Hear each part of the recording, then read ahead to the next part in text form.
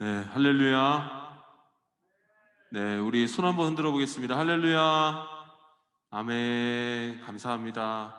우리 저녁에 은혜를 사모하는 마음으로 다 같이 모인 행복교육 실천운동 모든 선생님들 환영하고 축복합니다. 우리 이 시간에는 같이 하나님 말씀을 우리 나누는 시간인데요. 특별히 오늘 말씀을 증거하시기 위해서 우리 세종지구촌교회를 담임하시는 우리 황기 목사님께서 나오셔서 말씀 전해주시겠습니다. 저희가 지금 온라인 줌을 송출하는 장소인데요. 사실 코로나 시대에 이렇게 교회를 빌려서 줌을 송출한다는 것이 쉽지 않은데 목사님께서 이렇게 기독교사분들이 모여서 함께 수련회야 한다는 소식을 듣고 너무나도 흔쾌히 이렇게 장소를 허락해 주셨습니다. 그래서 앞으로 저희가 계획하기는 이제 올해 이곳에서 우리가 유튜브로 작년에는 찬양을 틀었었는데요. 그러지 않고 우리 방금 이정우 선생님 또 유성훈 선생님 구종희 선생님 이렇게 행복교육 시즌도 찬양팀이 인도하는 찬양 어떻게 은혜로우셨나요? 잘 안 들려요. 은혜로우셨나요?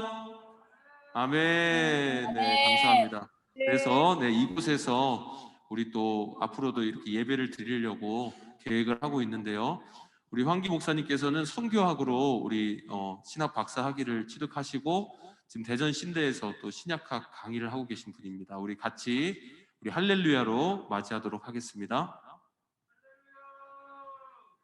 할렐루야. 할렐루야. 할렐루야. 여기가 정면인 거죠? 정면. 반갑습니다.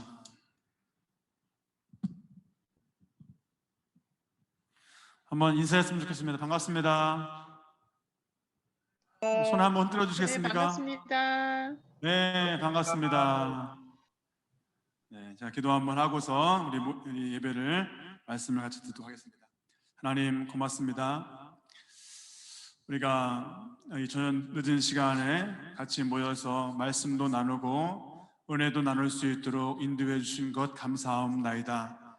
이 시간에 축복된 시간 될 수 있도록 도와주시고 하나님께서 임재해 주셔서 우리 마음의 문이 열리고 우리 마음 가운데 새로운 다짐을 할 수 있는 귀한 시간 될 수 있도록 인도해 주옵소서. 예수님의 이름으로 기도하옵나이다. 아멘. 오늘 말씀은 요한복음 20장 21절 말씀입니다. 제가 읽겠습니다. 예수께서 또 이르시되 너에게 평강이 있을지어다.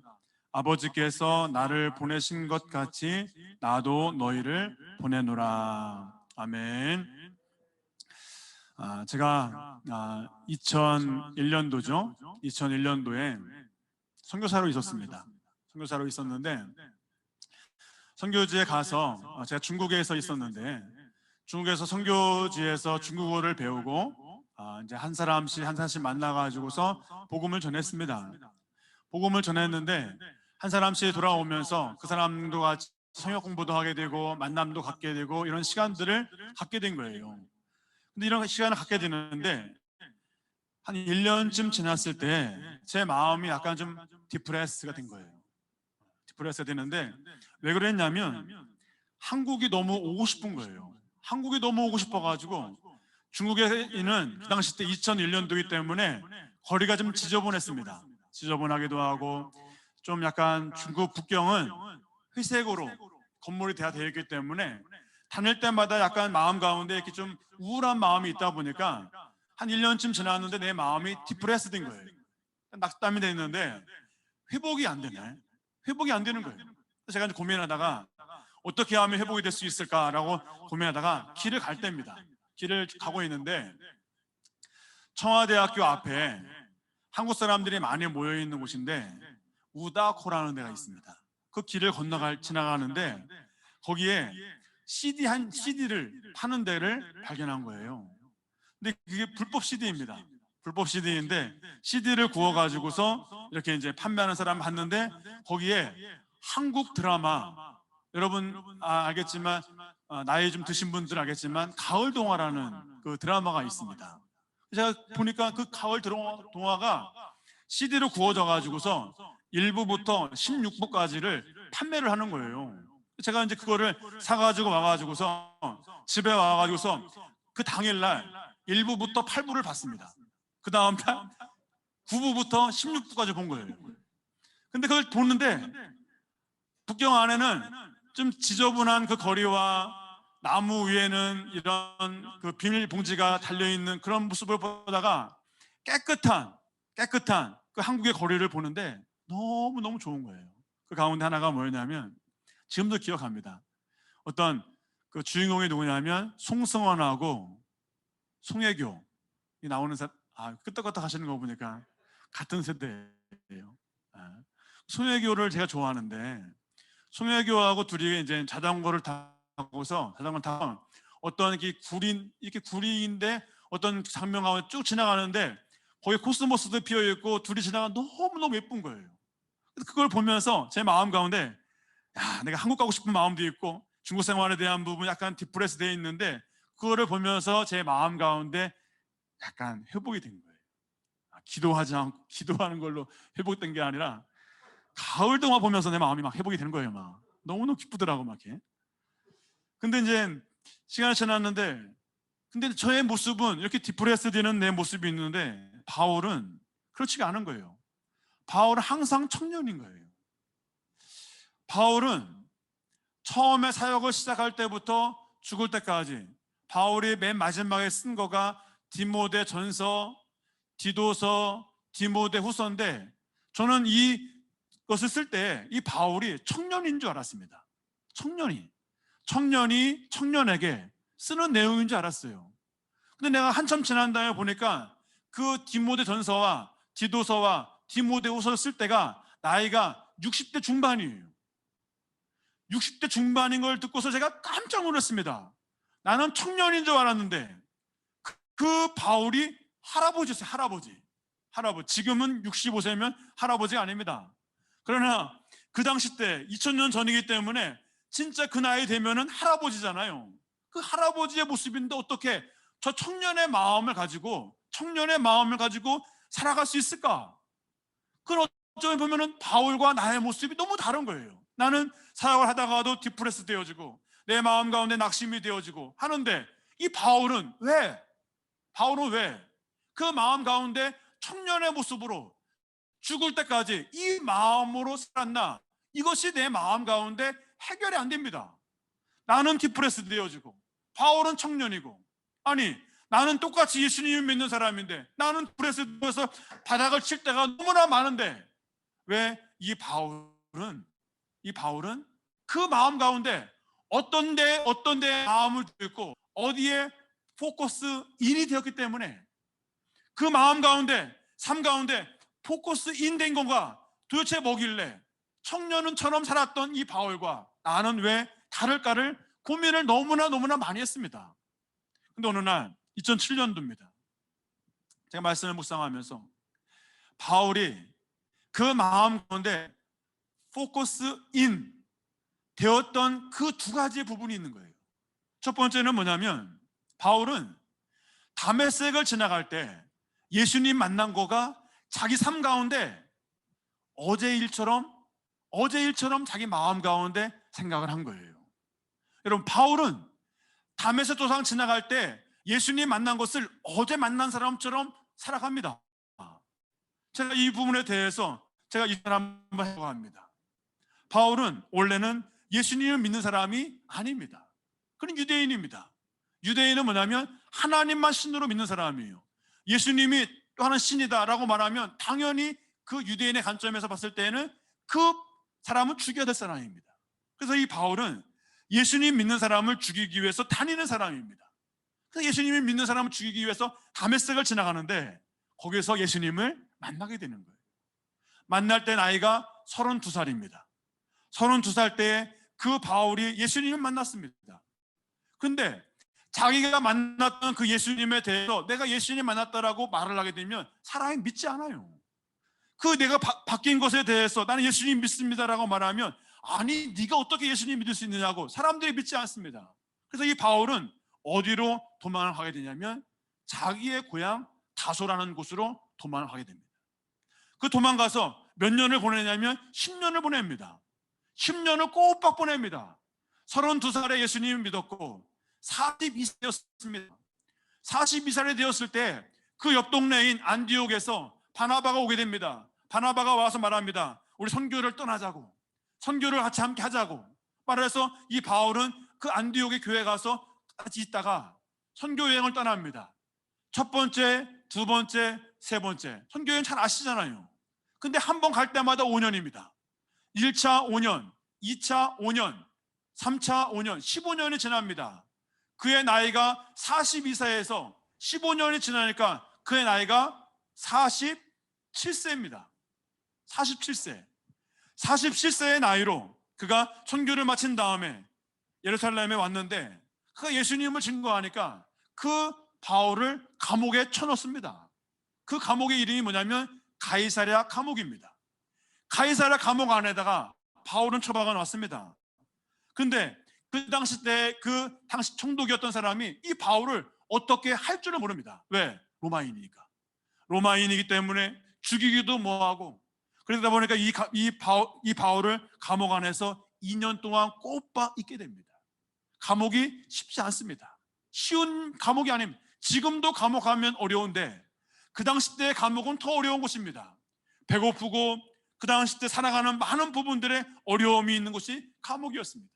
근데 2년이 지난 다음에 옆 나라에 있던 아그리빠 왕이라는 사람이 바울을 부르게 됩니다. 바울은 감옥 안에 있었습니다. 감옥 안에 있던 바울이 나오게 된 거예요. 나와가지고서 아그리빠가 말합니다. 바울아, 네가 할 말 있으면 한번 해봐라 라고 말하는 거예요. 여러분, 우리가 만약에 바울이었다면 어떻게 말하겠습니까? 저는 이렇게 말할 것 같습니다. 나는 불합리하다고. 왜 그러냐면 나는 로마인이고, 내가 로마인인데 이런 가이사랴 감옥에서 2년 동안 있다라는 것은 이해가 되지 않는다고, 왜 나를 감옥 안에 두었냐라고 항의할 수 있습니다. 근데 아그리빠 왕이 여러 사람들 가운데서 아그리빠 왕이 말하기를 할 말 있으면 해봐라 라고 말하니까 바울이 첫 마디가 뭐냐면, 내가 다메섹을 지나가는데 주님께서 나를 만나 주셨습니다. 이 이야기를 하게 됩니다. 여러분, 바울이 행복한 곳, 안락한 곳에 있다가 불러서 나온 것이 아닙니다. 감옥 안에 있었습니다. 감옥 안에 있는데 나와서 할 말 하려 보니까 그 마음 가운데 항상 그 마음은 어제 만났던 그 예수님, 내가 다메섹 도상 지나갈 때에 만났던 그 예수님이 어제 만났던 것이라는 마음이 있었기 때문에 아그리빠 왕이 와서 할 말 있으면 해보라고 말하니까 그 아그리빠 왕에게 당신에게는 예수님이 필요합니다. 당신에게는 예수님을 믿어야 합니다 라고 말하면서 다메섹 도상의 이야기를 하는 겁니다. 여러분, 바울의 마음 가운데 나이가 60세가 되었고 그 가운데 있는 그 가운데 예수님을 증거한다는 말의 의미는 32세 때부터 60세가 될 때까지 그 마음 가운데 항상 어제 만났던 그 예수님을 마음에 담아있기 때문에 그 마음 가운데 어떤 상황에, 가장 어려운 상황임에도 불구하고 아그리빠를 만났을 때 그 예수님을 증거한 줄로 믿습니다. 여러분, 우리는 이렇게 말할 때가 많습니다. 저는 예수님을 만난 것이 10년 전에 만났습니다. 저는 예수님 만난 지가 20년 됐습니다. 저는 예수님 만난 지가 30년 됐습니다. 저는 예수님 만난 거가, 저는 군대에서 예수님을 만났거든요.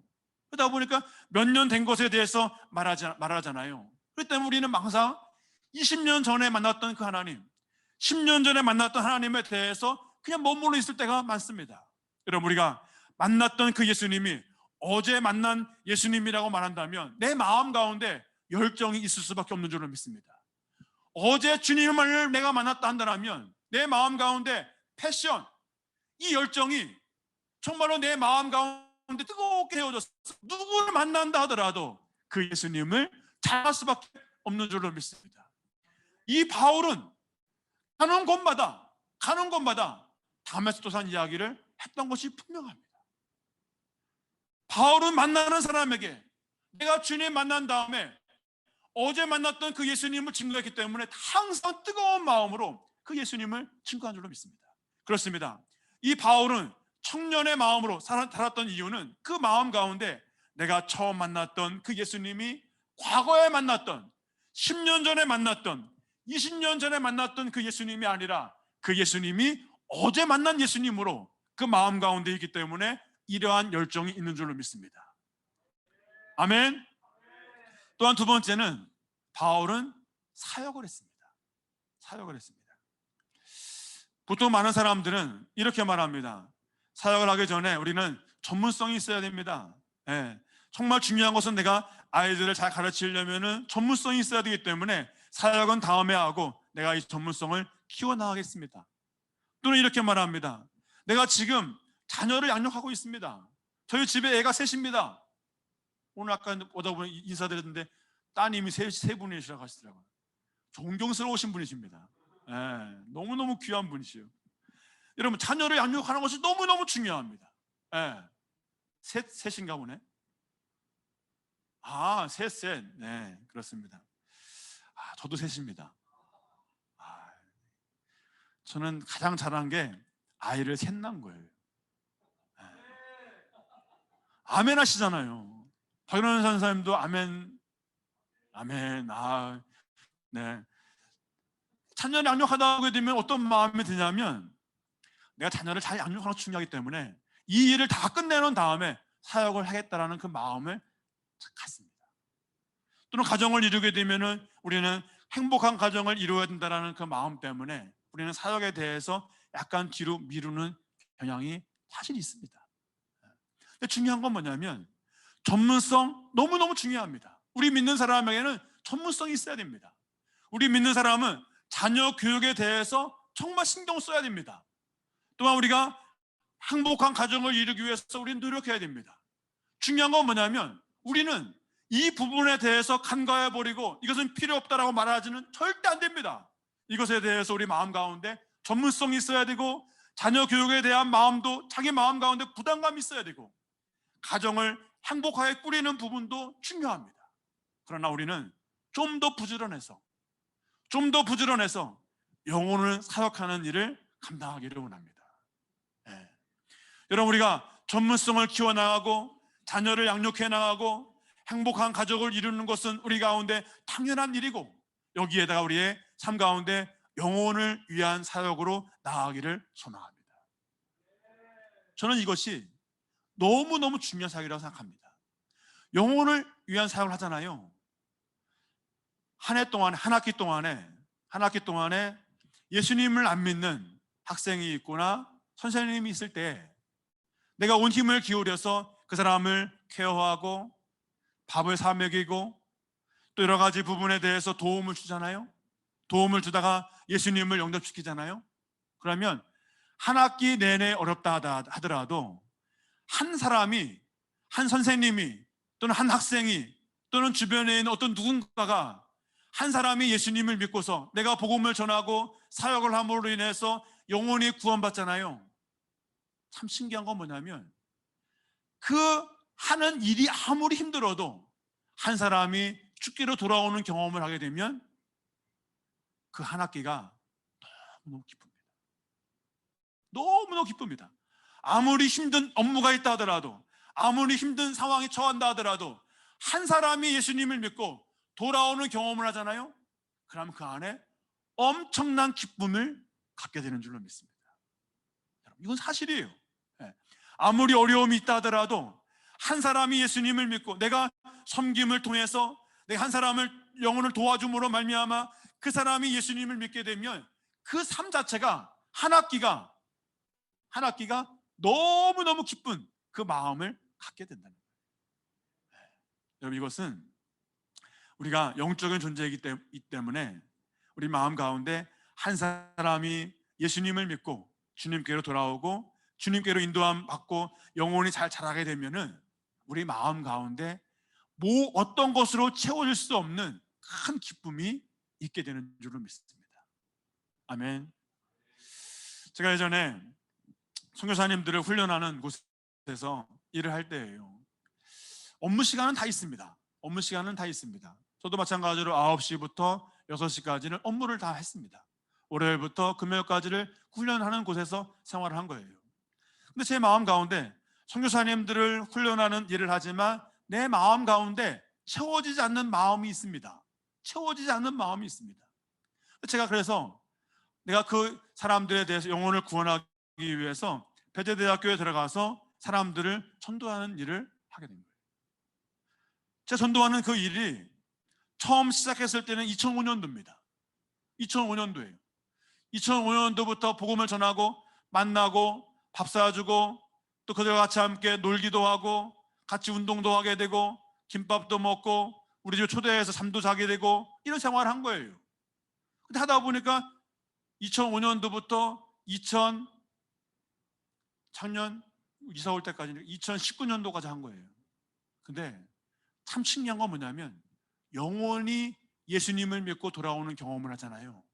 그러면 아무리 어려운 일이 있고 힘든 일이 있고 학교에서 복음 증거하다가 쫓겨나는 일이 있다 하더라도 여러분 그 안에 한 영혼을 돌아오는 경험을 하게 되면 한 학기가 더 나아가서는 1년이 너무 기쁩니다. 수고했던 모든 것들에 대해서 우리 마음 가운데 그 영혼의 돌아옴으로 말미암아 우리 마음 가운데 정말 기쁨을 주는 것을 경험하게 되는 겁니다. 여러분 우리가 작년에 우리 코로나가 있었기 때문에 많은 부분들이 여러 부분 가운데 어려움도 많았을 겁니다. 여러분 다시 일어나기를 원합니다. 다시 일어나서 우리가 예전처럼 했던 것처럼 우리가 한 사람 한 사람을 대하고 그 영혼을 위해서 기도하고 그 영혼을 내 마음에 품고 그 영혼에게 밥을 사주고 우리가 그 영혼들을 대한다면 정말로 의미 있는 2021년도가 될 줄로 믿습니다. 또 우리 마음 가운데 2021년도에는 새로운 시도를 하기를 원합니다. 코로나가 있습니다. 그러면은 전통적인 방법을 가지고서는 우리가 사람을 만날 수가 없습니다. 우리가 새로운 시도를 할 수 있는 그러한 여러분의 삶이 되기를 소망합니다. 새로운 시도를 하는 거예요. 이 시대 가운데 새로운 시도를 해서 다시 한번 그들에게 나갈 때 새로운 방법으로 나갈 수 있는 방법을 찾는 거예요. 우리가 지금 전통적인 방법으로 나간다면 만나기 어렵다라고 그냥 뒤로 미루는 것이 아니라 새로운 방법을 찾아서 한번 시도해 보는 겁니다. 한번 시도해 보는 거예요. 될지 안 될지는 잘 모르겠습니다. 그렇지만 여러분 한번 시도해 보는 거예요. 하다가 어려움을 당해서 못할 수도 있습니다. 그러면 다시 한번 또 시도 한번 해보는 거예요. 다른 방법을 시도해 보는 거예요. 시도하다 보면 하나님께서 우리들 마음 가운데 지혜를 줄 줄로 믿습니다. 올 2021년도에 정말로 주님 안에서 새로운 시도를 하기를 원합니다. 그리고 지금까지 모임을 해왔잖아요. 모임을 했지만 여기에서 만족하지 않고 새로운 부분들을 도약할 수 있고 새로운 사람들을 만나고 그 영혼들을 함께 나갈 수 있는 올 한 해 2021년도가 되기를 원합니다. 오늘 본문 말씀입니다. 아버지께서 나를 보내신 것 같이 하나님 아버지께서 예수님을 이 땅 가운데 보내신 것 같이 나도 너희를 보내노라. 여러분 우리는 예수님으로부터 보냄 받은 자인 줄로 믿습니다. 아멘. 하나님이 예수님을 보냈던 것처럼 예수님은 우리를 보내는 사람인 줄로 믿습니다. 세상 가운데 많은 어려움이 있는 것을 다 알고 있습니다. 하나님도 우리 예수님도 알고 있습니다. 그러나 하나님께서는 우리를 이 땅 가운데 보내셔서 우리가 맡겨진 그 일들을 하나씩 책임지고 열정적으로 감당하기를 소망하는 줄로 믿습니다. 올 한 해 동안에 우리 마음 가운데 하나님께서 예수님을 보냈던 것처럼 우리도 예수님이 우리를 있는 그 자리에 하나님이 보냈다는 그 마음을 가지고 충성스럽게 열정적으로 감당하는 올 한 해가 되기를 소망합니다. 아멘. 기도하겠습니다. 아버지 하나님, 우리가 얼마나 귀한 존재인 줄 모릅니다. 하나님께서 예수님을 보냈던 것처럼 예수님은 우리를 지금 있는 그 자리에 보내주신 줄로 믿습니다. 지금 있는 그 자리가 하나님께서 보내주신 자리요 하나님의 사역을 감당할 수 있는 귀한 자리인 줄로 믿습니다. 하나님, 선생님들 마음 가운데 하나님 그 있는 자리에 만족해하고 하나님이 보내주신 자리에 감사함으로 말미암아 온전히 충성스럽게 일을 감당할 수 있는 귀한 시간 될 수 있도록 인도해 주시기를 원하옵나이다. 하나님이 2021년 힘주셔서 그 맡겨진 사명을 끝까지 완주할 수 있도록 우리 주님 역사해 주시옵소서. 예수님의 이름으로 기도하옵나이다. 아멘.